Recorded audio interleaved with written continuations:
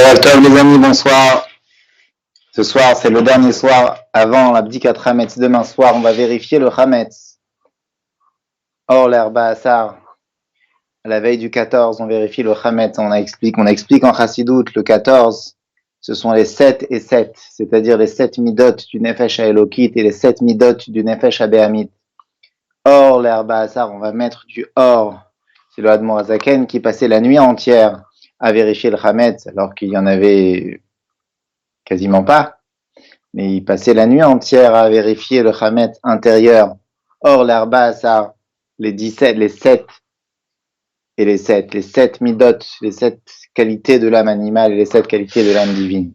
Donc, étant donné que l'on est à la veille de Bdikat Hametz, et on sait bien que la meilleure méthode et le meilleur moyen de nous préparer à un événement, peu importe l'événement religieux, que ce soit la tfila, que ce soit un événement de la vie ou que ce soit un événement, une fête juive, le meilleur moyen, c'est d'étudier des textes de Chassidut qui sont liés à cet événement. C'est pour cela que ce soir, on va étudier encore une petite demi-heure un discours qui a été dit, la suite du discours que l'on a commencé hier, un discours du Rabbi Vaya qui Ishal Rabin Chama Harlemor, et ce sera lorsque ton fils te posera la question demain. Et on avait expliqué les détails de la question et la manière de présenter la question du garçon sage, de l'enfant intelligent, nous laisser avec pas mal d'interrogations. On cherchait vraiment à comprendre pourquoi est-ce qu'il pose la question de cette manière. Pourquoi est-ce qu'il a cité d'abord Edout, ensuite Chokim et ensuite Mishpatim.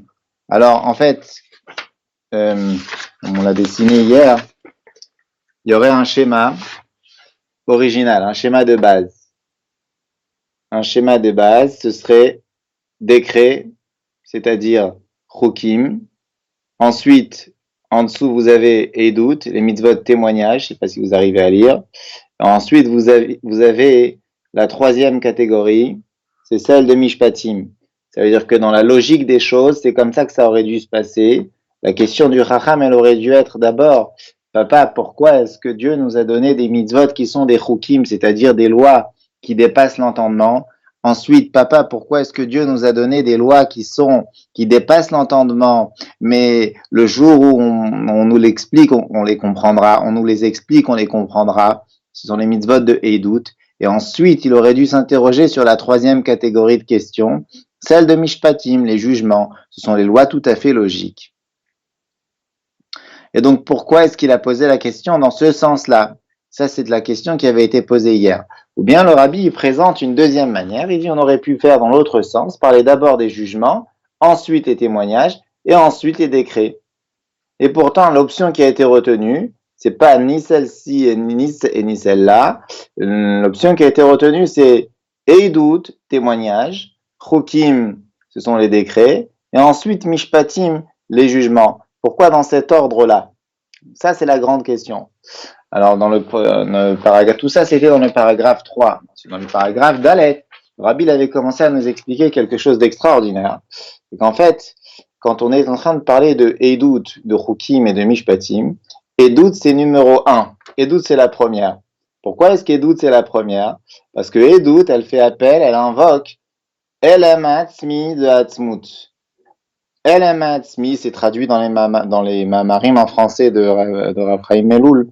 Elam Atzmi, le voile intrinsèque de Atzmut. Bon, ça voudrait dire l'essence même de Dieu qui est invoquée et qui descend, qui se révèle sur terre à travers les mitzvot de Edout. Lorsque l'on est en train de pratiquer une mitzvah de Edout, c'est-à-dire une mitzvah qui porte un témoignage dans le temps et un témoignage dans l'espace, eh bien, pourquoi témoignage? Parce qu'à quoi servent les témoignages? À révéler des choses que personne ne connaît, à révéler des choses lorsque l'on arrive au Beth Din. On a absolument besoin de la présence d'un témoin pour pouvoir juger les faits, parce qu'il faut absolument savoir ce qui s'est passé. Et le seul et unique qui est capable, la seule et unique personne qui est capable de nous dire ce qui s'est passé, c'est le témoin. Il en va de même pour ces mitzvot. Les mitzvot de Edout sont capables de venir nous attester et nous prouver et témoigner des choses qui viennent de l'au-delà de l'entendement, évidemment.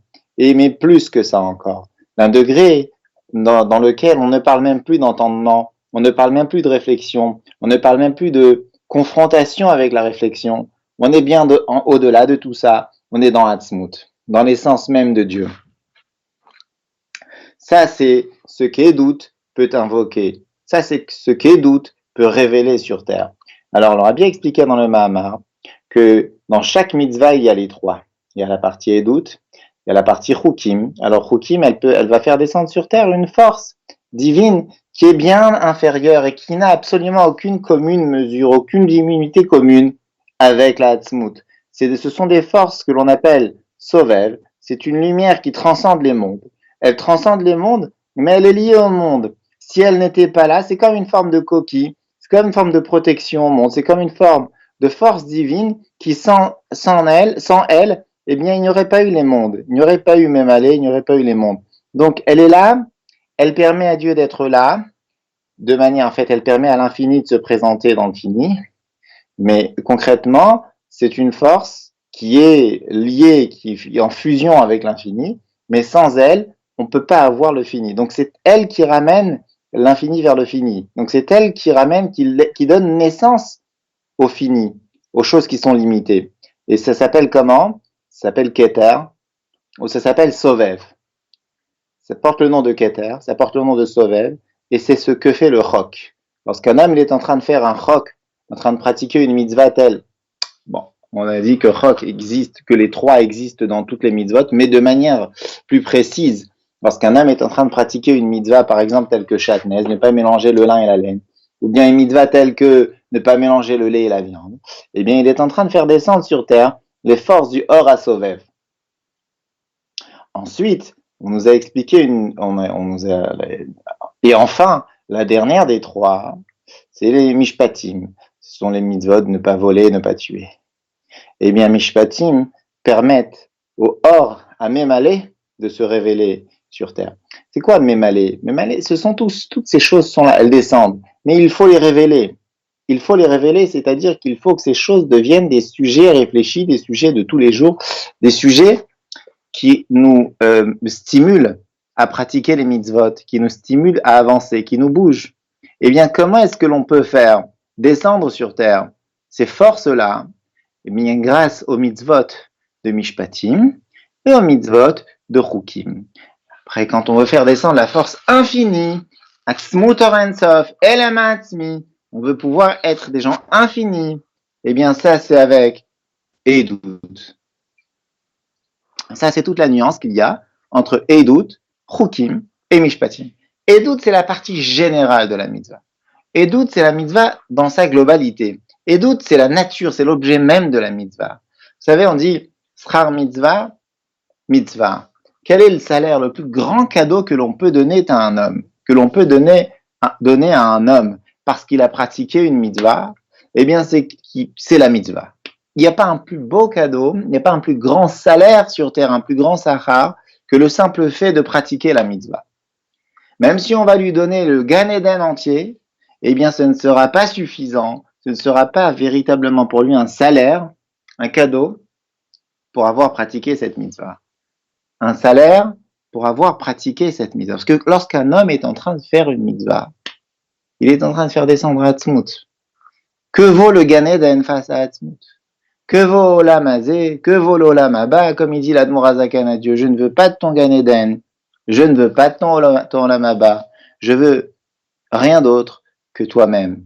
Eh bien, ça, c'est Hatzmut. Pour pouvoir faire descendre Hatzmut sur terre, eh bien, ça, c'est la partie édoute de la mitzvah, c'est-à-dire la partie principale de la mitzvah, la partie témoignage de la mitzvah. Ça porte un témoignage d'une existence, de quelque chose qui n'est pas simplement au-delà de l'entendement, c'est quelque chose dont, à un niveau dans lequel on ne parle même plus d'entendement, on ne parle même plus de logique, on ne parle même plus de contrer l'entendement, on ne parle même plus de confrontation avec la réflexion. C'est bien au-delà de tout ça. Et ça, c'est Hatzmut.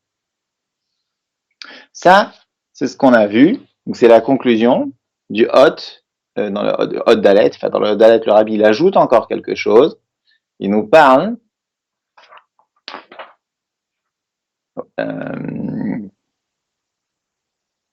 il détaille et il explique que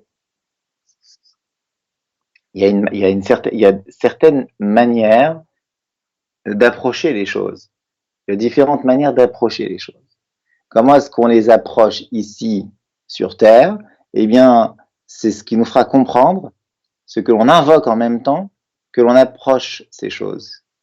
Elle explique. Or, à Memale, c'est Davara Galouy chez Moussak Besserel. La lumière de Memale Kol Almin, celle-ci, eh bien, c'est quelque chose c'est Dieu tel qu'il s'adapte au monde. C'est Dieu tel qu'il entre dans la nature. C'est Dieu tel qu'il fusionne avec le monde. C'est Dieu à travers les livres, à travers la nourriture, à travers les choses matérielles. Même dans les mots du Rabbi. Ou Davara Galou chez Moussak Besserel, c'est quelque chose qui est révélé, que l'on peut comprendre avec notre propre Sechel. Donc c'est pour cela qu'en pratiquant une mitzvah que l'on comprend avec notre Sechel, tel que ne pas voler, ne pas tuer, ou d'autres mitzvot logiques, respecter ses parents, honorer son père et sa mère, eh bien ce sont des choses qui permettent à la lumière de Mémalé de descendre sur terre. Ensuite, Veor a sauvé chez les malamit lapshut beolamot, au milta David Ali Glouyer. Cette deuxième-là, Or a sauvé, c'est quelque chose que l'on ne voit pas, qui n'investit pas la nature, qui n'investit pas les mondes, mais c'est quelque chose qui demain, c'est-à-dire quand on dit demain, avec un petit peu de réflexion dans le sujet de Mémalé, on va arriver à comprendre, en tâtant un petit peu le terrain à droite à gauche, qu'il existe une lumière qui s'appelle Sovev. Donc c'est Milta David Ali Glouye, Elem, Ashayach le Gilouy, qui a l'idée à sa gabeur à Mémalé chez Mitlabesh Bola. Parce qu'un homme, il va réfléchir, il va comprendre ce qu'est Mémalé. Chez Ouara Bilvad, il va voir que Mémalé, en fin de compte, ce ne sont que des rayons de soleil, des rayons de lumière de ce qu'est Sovev. Grâce à cela, on arrivera à comprendre, à travers la compréhension de Mémalé, puisqu'on ne sait pas ce qu'est Sovev véritablement, on arrivera à comprendre grâce à Mémalé le sens de Sovev.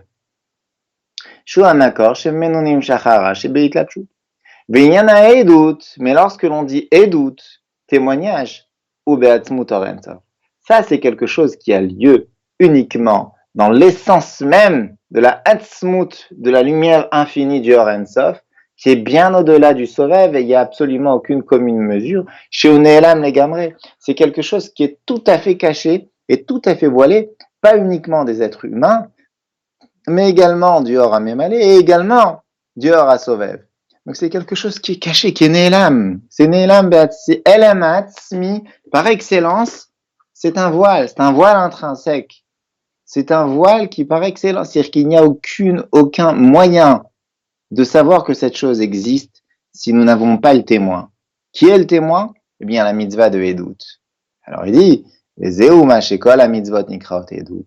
C'est pour cela que toutes les mitzvot portent le nom de Edut. Car toutes les mitzvot permettent de pouvoir faire descendre sur terre et révéler la Hatzmut Or Ensof, qui est bien au-delà du Sovev. Présent.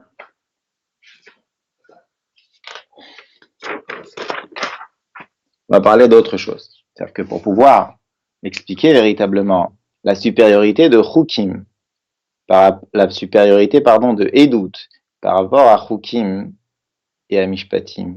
Parce qu'ici, concrètement, il y a un chidouche qui a été fait.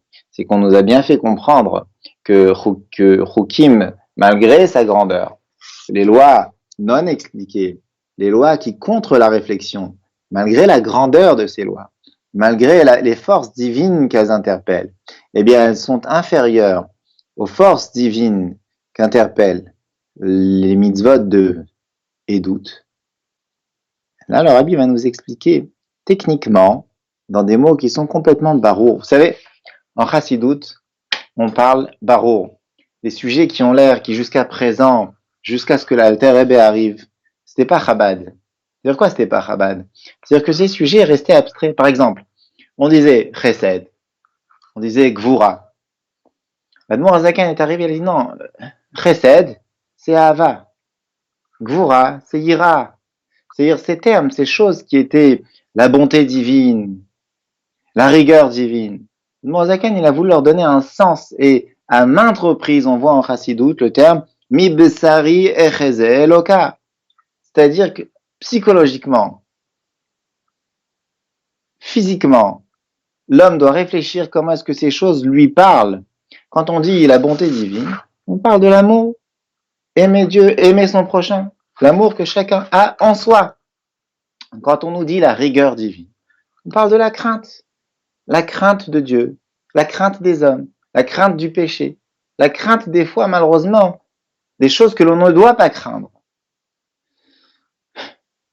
Eh bien, toutes ces choses sont des choses qui sont complètement rationnelles et que l'on peut révéler en soi. Quand on dit guilouille, on n'est pas en train de dire un guilouille, une révélation, je ne sais où. Quand on dit guilouille, on parle d'une révélation concrète. Alors ici, on nous parle de Edout, des mitzvot qui sont témoignages comme Edout. Edout, c'est le témoignage sur terre et la révélation sur terre du El Hamatzmi de Hatzmut Or Ein Sof. Des choses qui sont censées être complètement cachées. C'est l'infini qui descend sur Terre. Ça me fait comprendre qu'en réalité, on a des forces infinies. Qu'en réalité, on a des forces du Créateur avec nous. On n'est pas des simples, nous ne sommes pas de simples créatures. Nous sommes le Créateur. On a Dieu en nous. Comme on l'a dit hier, lorsque l'on consomme la matzah, eh bien, on consomme Hatzmut. On consomme Maout Elokut. On consomme l'essence même de Dieu. Et on devient nous-mêmes. On est ce que l'on mange. Dam ou Bassar Kipsaro. On devient nous-mêmes. Maout Elokut. On devient Dieu. Alors, revenons à notre sujet. Quand on dit Eidout, Elem Atzmi de Or Ein Sof. Ensuite, on dit Chukim, le deuxième niveau. Chukim, c'est quoi? C'est déjà Keter, c'est déjà Sovev. C'est Dieu tel qu'il transcende les mondes. Donc, on est déjà autour des mondes. Et enfin, on a dit Mishpatim, c'est lié à même à l'école. Alors, ce qu'on va chercher à comprendre ici, pour pouvoir comprendre combien Eidout c'est supérieur à Chukim, il faut que l'on comprenne le sens du mot Chukim. Qu'est-ce que c'est Chukim? Et là, le Rabbi, il entre dans un sujet très spécial. On explique que Chukim, ça vient du mot Hakika. Hakika, ça veut dire gravure. Gravure. Alors, qu'est-ce que c'est gravure? Il y a différentes choses, différentes manières d'écrire des choses. On peut écrire en prenant un stylo ou une plume, et puis avec le stylo, on écrit à la clave, Dio à la clave. Ça fera quoi? Ça fera comme ça, des lettres sur du parchemin ou sur du papier. Eh bien, on a le papier, et puis ensuite, on a un corps étranger qui est la lettre. Davar nosaf ala etzem. On a une force étrangère. C'est quoi? C'est le dio, c'est l'encre qui est posée sur le claf, sur le bout de papier. On a le papier et on a davar nosaf ala etzem. Ça, c'est ktiva. Ça, c'est l'écriture. Et après, on a hakika. Quoi hakika? Je prends un morceau de pierre et dans la pierre, je fais un trou, je creuse, je fais un trou. C'est gravé dans la pierre. Quand on grave quelque chose dans la pierre, la gravure, donc la lettre, le contenu de ce qui a été gravé, il est complètement uni avec la pierre. Il fait une seule chose avec la pierre. Il fait partie de la pierre. Le ktav, l'écriture que l'on a gravée à l'intérieur de la pierre. L'écriture, c'est la pierre, c'est l'écriture. C'est pas davar nosaf à la etzem. Il n'y a pas quelque chose de supplémentaire ou quelque chose d'extérieur ou un élément, un corps étranger qui a été ajouté, un élément étranger qui a été ajouté à la pierre. C'est la pierre. Eh bien, en hébreu, chok vient du mot hakika. Alors, quand on dit hakika, il existe deux aspects dans hakika. Il existe deux catégories de hakika. Il y a Hakika les Mala et il y a Hakika les Mata. Il y a Hakika les Mala, c'est quoi? Fusionner avec Dieu. On fusionne avec le Elyon. Dans les mots du Rebbe, Inyan Hakika les Mala, comme Shekatu Bamamar, Bemalat Otiot Hakika. Quelle est la qualité des lettres de la Hakika? Alotiot activa, par rapport aux lettres de l'activa, aux lettres qui sont écrites avec de l'encre sur du parchemin. Les lettres gravées ne sont pas quelque chose de supplémentaire par rapport au, au papier, à la pierre. Et ça, c'est quoi? Ça, c'est le degré de Keter. Keter, c'est Sovev. C'est une force qui transcende les mondes. Keter, c'est Sovev. Vous savez, si on dessine, si on fait le tableau des sphirotes, on a, c'est comme si on faisait un cercle dans un cercle, dans un cercle, dans un cercle, et enfin, bref, on a Chochma, ensuite à l'intérieur on a Bina, ensuite Dat, etc., etc. Ça, ce serait le Seder Ishtalchelut. On a 4 mondes, et dans chaque monde, on a toutes les 10 sphirotes. Au-dessus de chaque monde, on a le Keter. Au-dessus de chaque monde, on a le Keter. Le Keter comprend 2 choses, Atik, vous connaissez tous, et Harir. Bon, ça se traduit en français, puisque l'Admorazaken voulait nous faire comprendre les choses de manière concrète. Ça se traduit par Ta'anouk et Ratzon, le plaisir de Dieu, la volonté de Dieu. On a dans chaque monde ce système-là. On a Chorma, Binadad, Chesed, Gvura, Tiferet, Netzar, Yisod, Malchut, c'est-à-dire les 10 sphirotes, qui constituent toutes les qualités du monde. Et il y a au-dessus des 10 sphirotes ce que l'on appelle Keter. Et dans Keter, il y a 2 niveaux. Il y a la partie supérieure du Keter, qui est Atik. Donc c'est un petit peu, c'est le dernier maillon de la chaîne du monde supérieur. Mais dans le Keter, c'est le premier niveau, c'est le niveau le plus supérieur de Keter, mais qui est en réalité la fin des mondes d'en haut. Et il y a enfin, dans Keter, ce qui est le début, Harir, c'est-à-dire le Ratzon, la volonté de Dieu. La volonté que l'on a déjà expliquée dans les Mahamarim précédents. C'est quoi la volonté?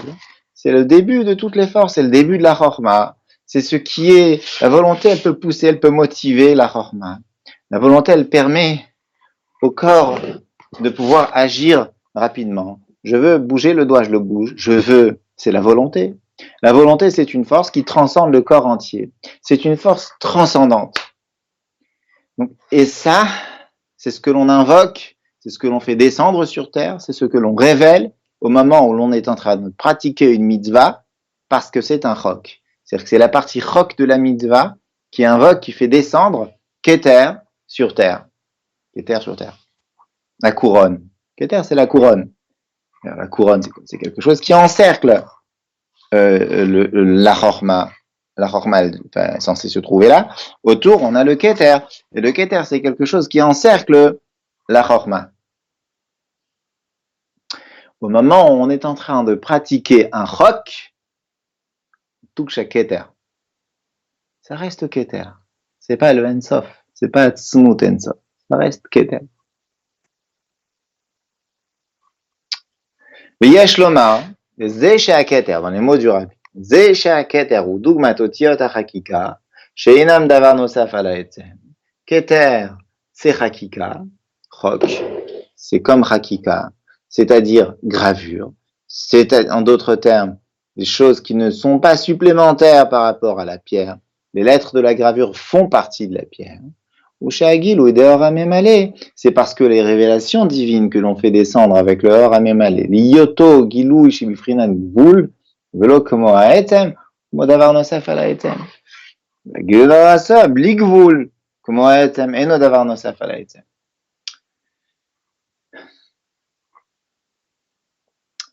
Pourquoi est-ce que l'on considère que cette force qui transcende les mondes, Keter, on a dit, c'est pas Davar Nosaf ala Etem.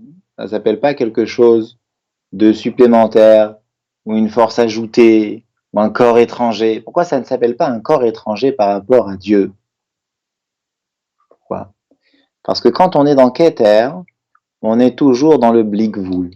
Dans le Bligvoul, c'est-à-dire dans l'infini. C'est vrai qu'on se rapproche des mondes, mais on est toujours dans l'infini. On est toujours dans l'Ensof. On est au-delà de la Ishtalchelut, donc on est toujours dans l'Ensof. Et puisque nous sommes toujours dans l'Ensof, donc ça s'appelle Eno Davar Nosaf ala Etem, ça n'est pas une force étrangère, ça n'est pas un corps étranger, un élément étranger par rapport à Atzmut, à l'essence même de Dieu. Par contre, Mémalé c'est à peu près tout ça.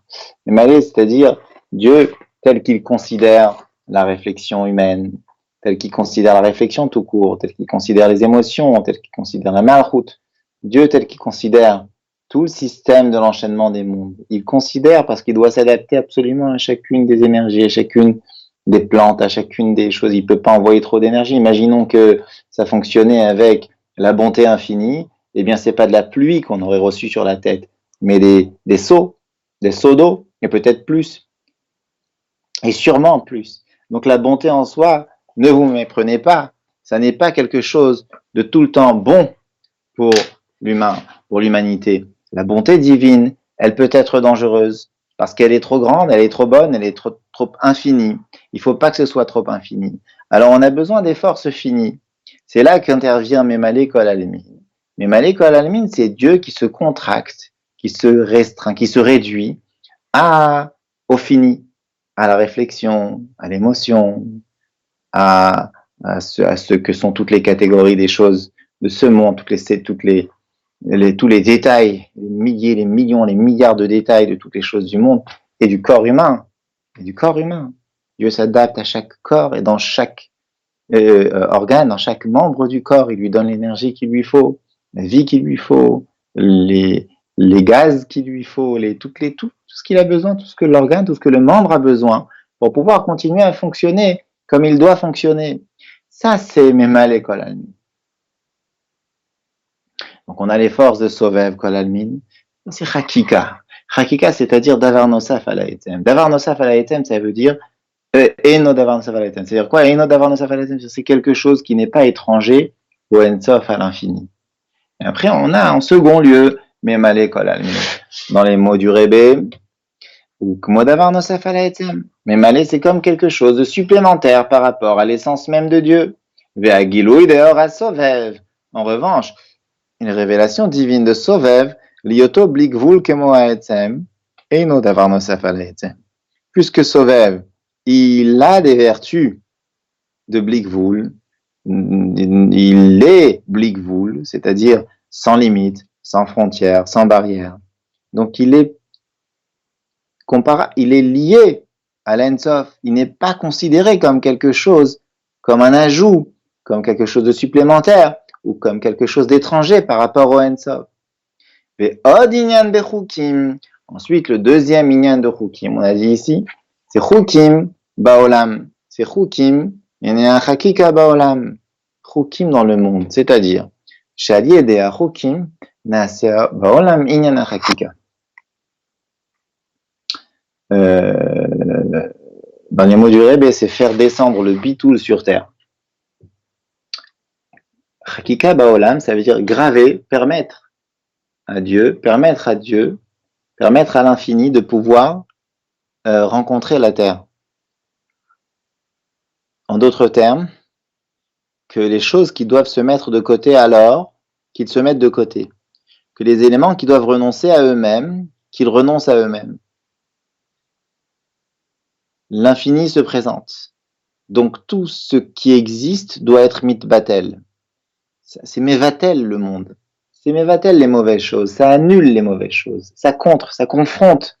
Il y a une confrontation. Donc quand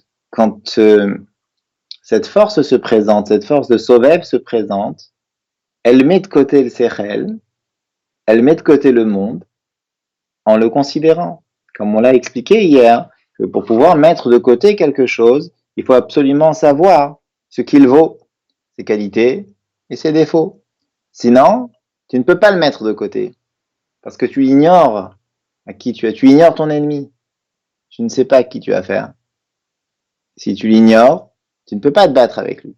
Ça, c'est l'idée de Sovev. Sovev n'ignore absolument rien de ce qui se passe dans le monde. Oui, en effet, c'est un petit peu comme le soleil, qui éclaire à peu près partout pareil. Il envoie une force générale, quelque chose de global. Mais attention, il sait ce que vaut le monde. D'ailleurs, le soleil, vous verrez bien, grâce à Dieu, merci Hachem, la distance qu'il y a entre le soleil et le monde, elle est exacte, elle est précise. Il faut absolument qu'il n'y ait pas trop de proximité entre le soleil et la terre.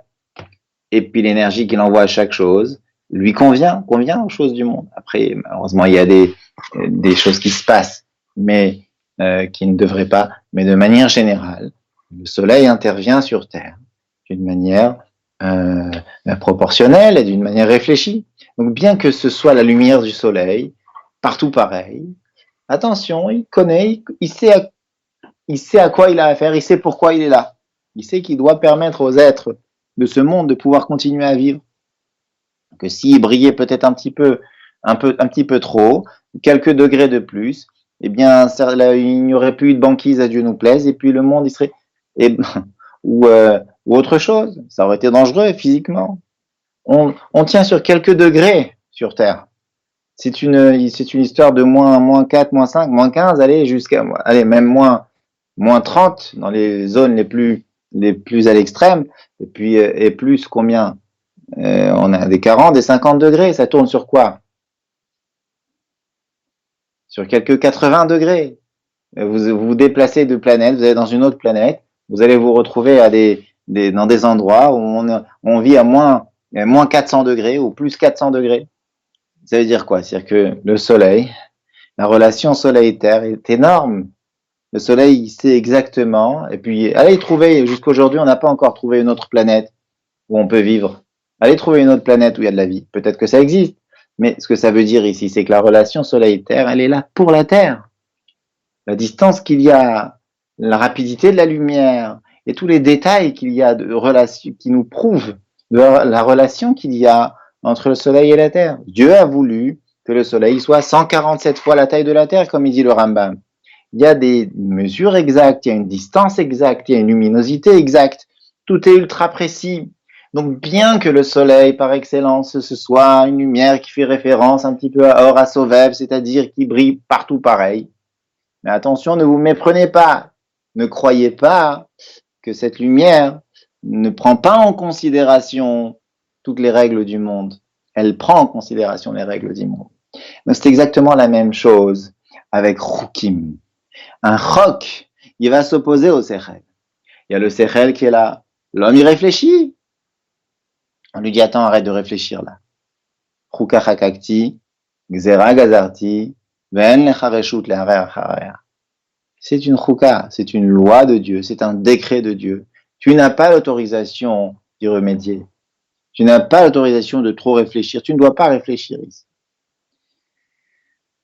Donc la réflexion, il y a une confrontation entre la réflexion et le ratson de Dieu, la réflexion humaine et le ratson de Dieu. Donc, on prend en considération la réflexion. Dans les mots du Rebbe Vod, Inyan bechukim milashon chakika, she'al yedei hachukim, grâce aux chukim, naase be'oilam inyan hachakika.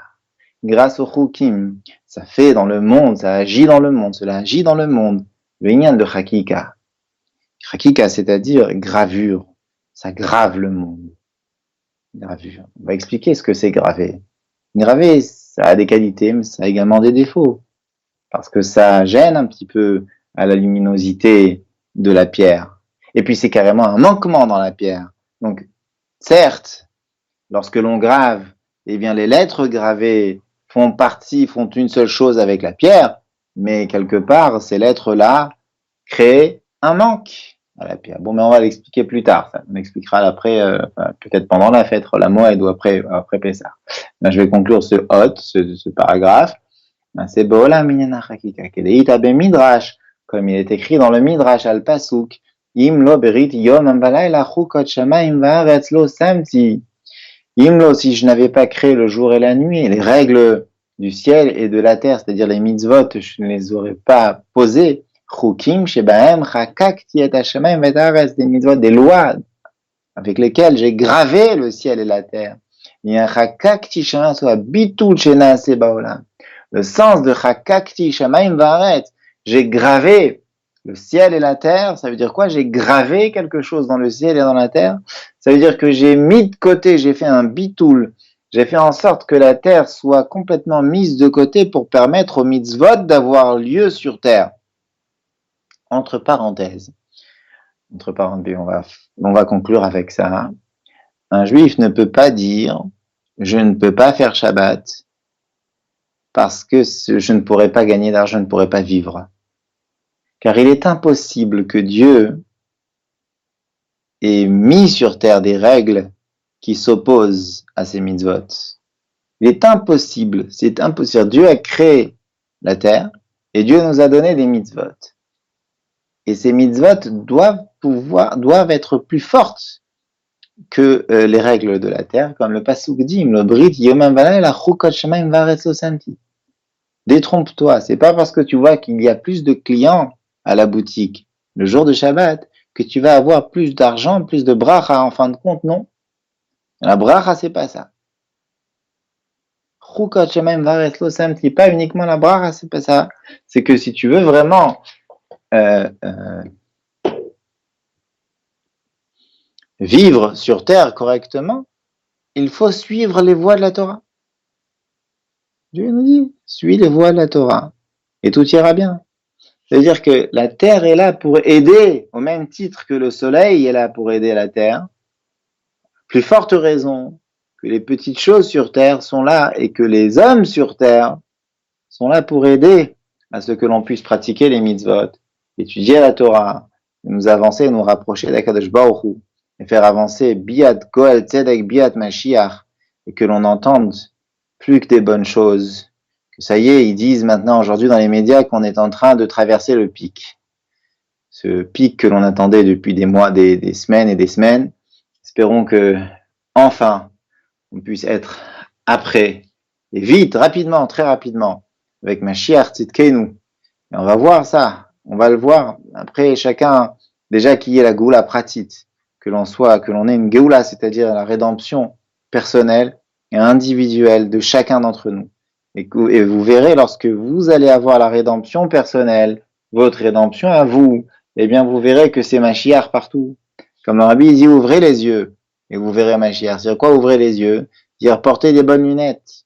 Pour porter des bonnes lunettes, il faut une Geoula pratique, que le Rebbe nous aide, avec l'étude de la Chassidut, on puisse avoir une Geoula pratique, et que cette Geoula pratique, elle nous mène déjà dans nos pensées à nous, et physiquement, concrètement, à la Geoula Klalit, Mashiach Tzidkenu Bekarov Mamsh.